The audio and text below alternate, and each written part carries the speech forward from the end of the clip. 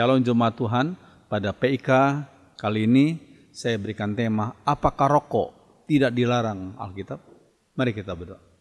Mohon Roh Kudus urapi hamba-Mu, sensor tuturkan sikap hamba-Mu, sehingga hamba-Mu layak menjadi juru bicara Allah, dan setiap kami yang menonton dan mendengarnya, kami dibimbing oleh Roh yang sama, itu Roh Kudus. Berbicara kepada kami lewat lidah hamba-Mu, dalam nama Tuhan Yesus. Amin. Apakah rokok tidak dilarang Alkitab?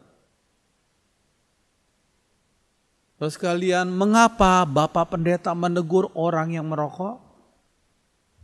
Coba cari dalam Alkitab. Apakah ada satu ayat yang melarang orang Kristen untuk merokok? Itulah perkataan dari seorang anggota gereja yang suka merokok, yang senang merokok, dan yang sudah lama merokok. Memang tidak ada satu ayat pun yang secara hurufiah melarang umat Tuhan untuk merokok. Yang secara hurufiah ya. Sama seperti tidak ada satu ayat pun yang secara hurufiah melarang umatnya untuk berjudi. Ya, tidak ada satu ayat pun yang melarang secara hurufiah umat Tuhan untuk berjudi. Dan bermain one day trading saham. Gak ada satu ayat pun yang secara hurufiah menuliskan hal itu. Namun kalau tidak ada ayat yang secara hurufiah melarang itu tidak berarti secara otomatis umat Tuhan boleh melakukannya. Karena ada ayat-ayat lain yang berisikan prinsip-prinsip etis. Prinsip-prinsip etis bagi kehidupan umat Tuhan.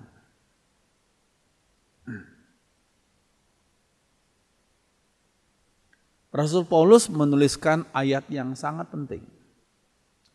Yang saya ambil dalam 1 Korintus 10 ayat 23 dan 24. Saya bacakan dalam terjemahan sehari-hari.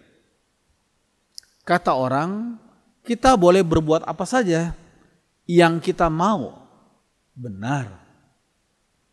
Tetapi tidak semua yang kita mau itu berguna. Berguna enggak? Ya. Kita boleh berbuat apa saja yang kita mau. Tetapi tidak semua yang kita mau itu membangun kehidupan kita. Berguna, membangunkah kehidupan kita? Janganlah seorang pun berjuang untuk kepentingan diri sendiri saja. Setiap orang harus berjuang untuk kepentingan orang lain. Ya, lihat 3 bagian yang saya berikan huruf warna merah. Berguna tidak? Membangun kehidupan kita atau tidak? Dan yang ketiga, apakah kita berjuang untuk satu hal yang baik bagi kepentingan orang lain. Baik bagi kepentingan orang lain. 1 Korintus 10 ayat 23 dan 24. Nah, ayat di atas memberikan prinsip pengambilan keputusan etis yang penting. Yakni, seperti yang saya sudah sampaikan, apakah sesuatu berguna? Berguna dalam berbagai bidang tentunya. Berbagai bidang, bukan hanya uang. Ya, berbagai bidang yang lain. Apakah hal itu membangun? Membangun iman, kepribadian, mentalitas, membangun moralitas, kesehatan, ekonomi, dan lain-lain. Apakah perbuatan tersebut berguna untuk kepentingan orang lain? Untuk kepentingan orang lain. Bukan egoisme atau kesenangan pribadi saja, tapi untuk kepentingan orang lain.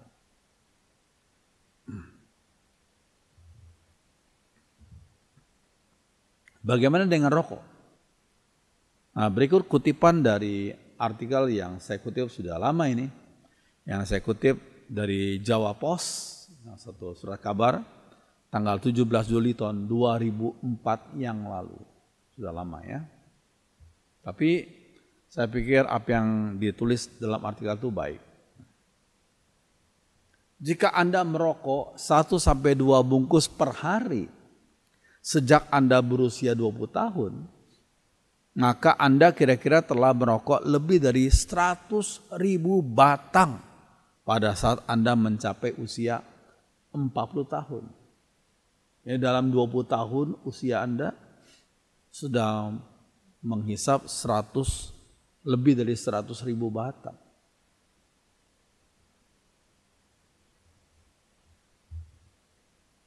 Ya. Lihat paru-parunya kiri kanan tapi warnanya beda. Ya. Itu berarti Anda telah mengumpulkan sekitar 4 juta miligram tar ditambah dengan 200.000 miligram nikotin. 4 juta miligram tar dan 200.000 miligram nikotin di dalam paru-paru Anda.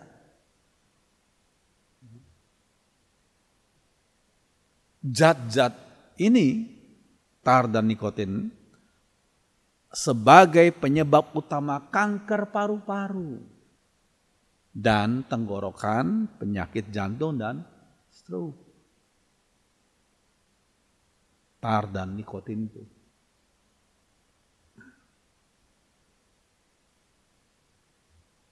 Oke, pada titik ini Anda mungkin mengacuhkan fakta ini. Diacuhkan aja. Karena biasanya Anda berkata bahwa merokok nggak ada masalah bagi saya. Karena saya tidak merasakan apa-apa, begitu. Saya nggak merasakan apa-apa tuh, nggak apa-apa. Namun, kemungkinan untuk mengidap penyakit jantung dan kanker akan meningkat secara drastis pada saat seseorang berusia 40 tahun. Mengapa? Baru muncul pada usia 40 tahun. Mengapa? Karena sistem kekebalan tubuh Anda mulai melemah seiring dengan berkurangnya persediaan antioksidan alami di dalam tubuh Anda. Antioksidan alami.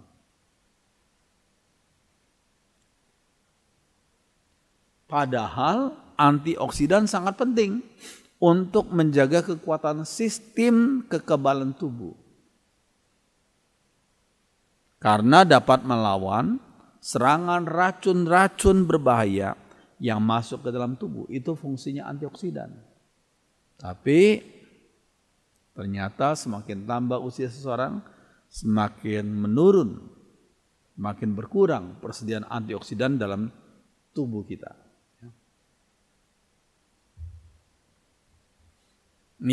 Antioksidan adalah zat yang dapat mencegah dan memperlambat kerusakan sel akibat radikal bebas.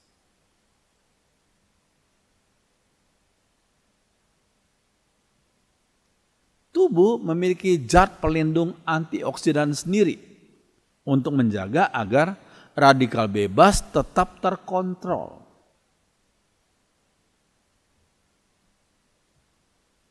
Radikal bebas secara alami terbentuk terus-menerus di dalam tubuh.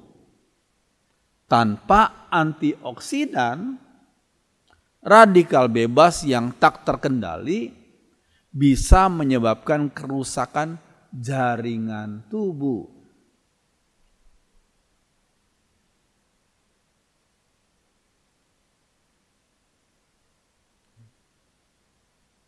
Antioksidan bisa juga didapat dari asupan makanan yang mengandung vitamin C dan E, kemudian beta karoten dan karoten lainnya.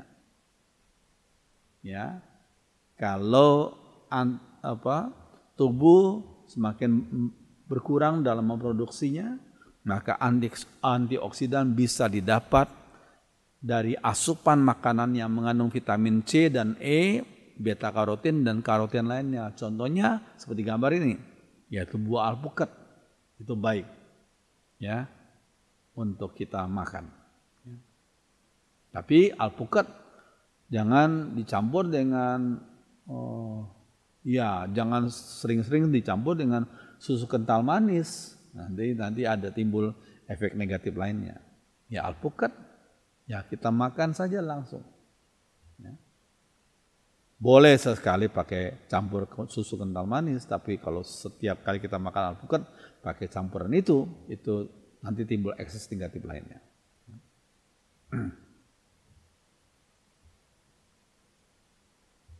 Dengan berkurangnya persediaan antioksidan dalam tubuh, maka tubuh Anda tidak lagi dapat melawan pengaruh berbahaya dari asap beracun di dalam paru-paru, sehingga sel-sel sehat perlahan-lahan akan rusak.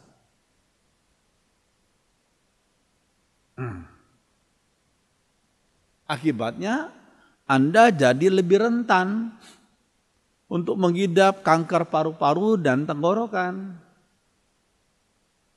Berdasarkan statistik, hal ini paling banyak terjadi pada tubuh perokok yang berusia antara 40 sampai 65 tahun.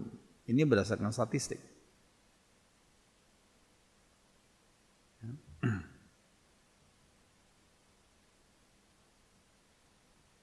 Nah, hal yang paling bijak adalah berhenti merokok. Perlu perjuangan, tapi minta kekuatan dari Roh Kudus. Berhenti merokok.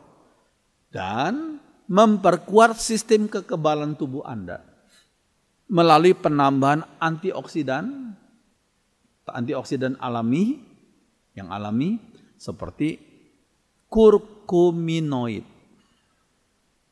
Nah, Saudara kalau lihat jahe, kunyit, temulawak itu mengandung kurkuminoid yang bagus untuk kekebalan tubuh kita. Kunyit, temulawak, jahe.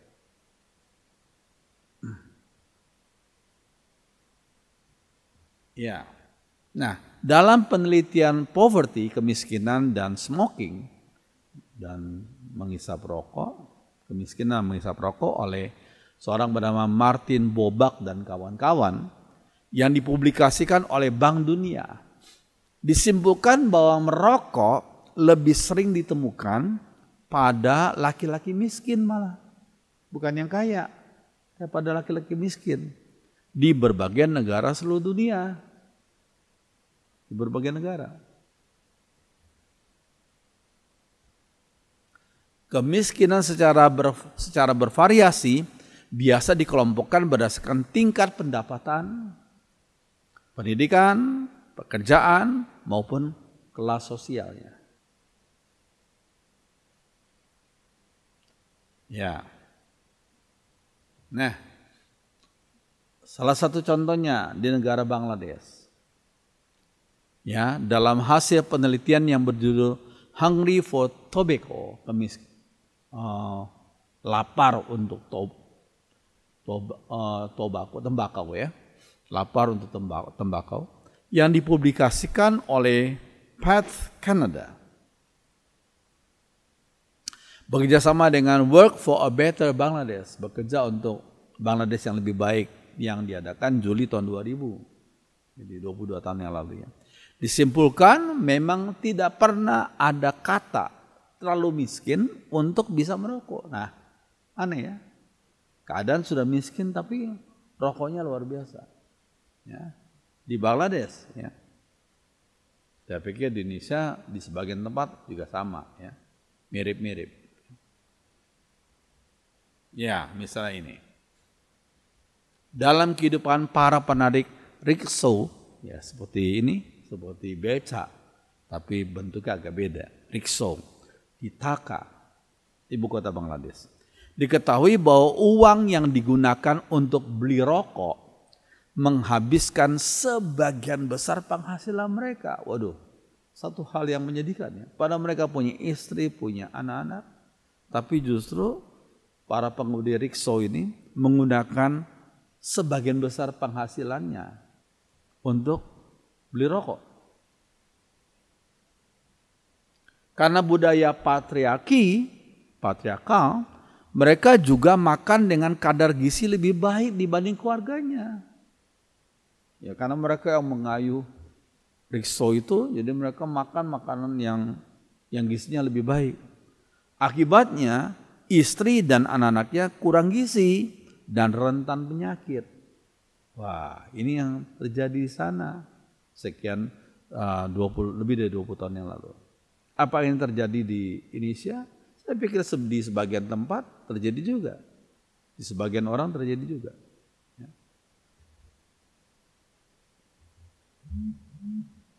Pemerintah memang masih terbuai argumen klise dari para industriawan rokok. Bahwa bila orang berhenti merokok, kata mereka, maka begitu banyak pekerja pabrik rokok yang akan di PHK. Ya, mereka seperti menakut-nakuti. Oh, banyak karyawan, banyak buruh pabrik rokok. Kalau pabrik rokoknya tutup, ya akibatnya banyak PHK. Jadi janganlah menyerukan satu seruan berhenti merokok. Ya, nanti akan pengaruh sosialnya begitu besar, kata mereka, kata para industriawan rokok. Mereka, yaitu para industriawan rokok itu tidak pernah menyebut bahwa industri rokok makin banyak menggunakan mesin daripada tenaga manual ini. Padahal mereka diam-diam menggunakan, ya makin banyak ya menggunakan mesin daripada tenaga manual. Petani tembakau sebenarnya bisa beralih ke tanaman hortikultur. Apa itu tanaman hortikultur? Yang nilai ekonominya tinggi. Ya. Bisa beralih petani tembakau. Ya. Nah, ini contohnya tanaman hortikultur. Ya. Seperti yang Anda lihat itu, ya. Hortikultur, tanaman hortikultur ini fokus pada budidaya tanaman buah, bunga, sayuran dan tanaman obat-obatan. Ya, jikalau mereka beralih daripada menanam tembakau, mereka tanam hortikultur itu, maka banyak tempat yang mereka bisa pakai untuk menanam pohon-pohon buah, bunga, sayuran, tanaman obat-obatan yang semua akan menghasilkan uang. Ya. Dan ekonomi mereka akan ditingkatkan.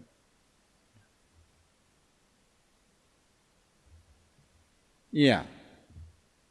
Profesor Dr. F.A. Muluk saat menjabat Menteri Kesehatan sekian tahun yang lalu pernah menghitung kerugian, ini sekian tahun yang lalu ya.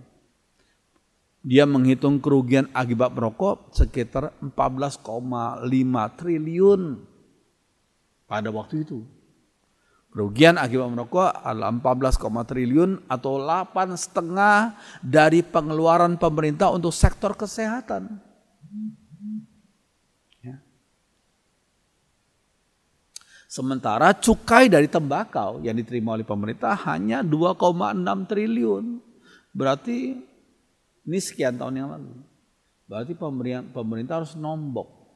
Dan rakyat yang menderita sakit karena merokok itu, ya mereka harus apalagi dalam program BPJS sekarang, ya pemerintah harus mengeluarkan dana untuk merawat mereka di rumah sakit. Ya. Jadi sebenarnya kerugiannya banyak. Ya. Karena itu Hari Tanpa Tembakau Sedunia yang diperingati setiap 31 Mei kembali mengingatkan keterkaitan rokok dan kemiskinan. Keterkaitan rokok dan kemiskinan. Ya, seorang bernama Alan Landers, ini almarhum. Dia lahir tahun 1940 dan meninggal tahun 2009 yang lalu. Pernah dijuluki sebagai pria Winston, rokok Winston dulu. Ia pernah begitu giat memotivasi penduduk dunia untuk menghisap rokok Winston dan cerutu Tiparillo. Waktu dia masih sehat. Dia jadi bintang iklannya rokok Winston dan cerutu Tiparillo. Bahkan giat memotivasi penduduk dunia untuk menghisap rokok. Ini Alan Landers. Ya. Ia mulai merokok sejak usia 9 tahun. Dan merokok sebanyak 50 batang per hari. Bayangkan. Namun tahun 1988 ia terkena kanker paru-paru dan harus dioperasi. Setelah operasi selesai, ya di potretnya dia tunjukkan ini bekas saya dioperasi di daerah sini, ya. Setelah operasi selesai, ia aktif berkampanye anti rokok sekarang, terbalik sama sekali. Ya, drastis perbedaannya. Dia kampanye anti rokok ke sekolah-sekolah di berbagai negara. Termasuk pernah ke Jakarta juga sekian tahun yang lalu. Ini Alan Landers. Justru sekarang, waktu itu jadi kampanye anti rokok. Karena dia pernah mengalami kanker itu paru-paru dan dioperasi itu.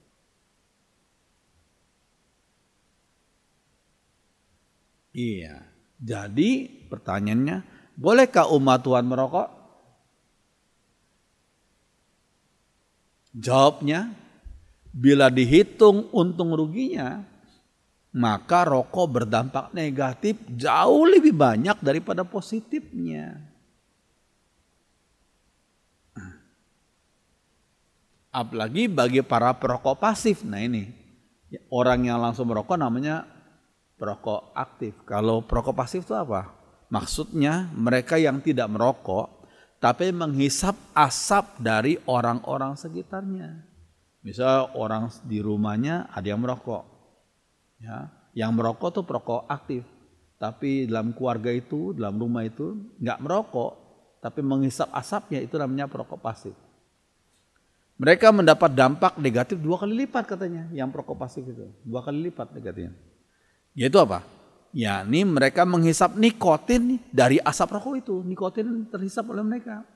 Dan bakteri yang dikeluarkan dari mulut si perokok itu. Jadi 2 kali ruginya.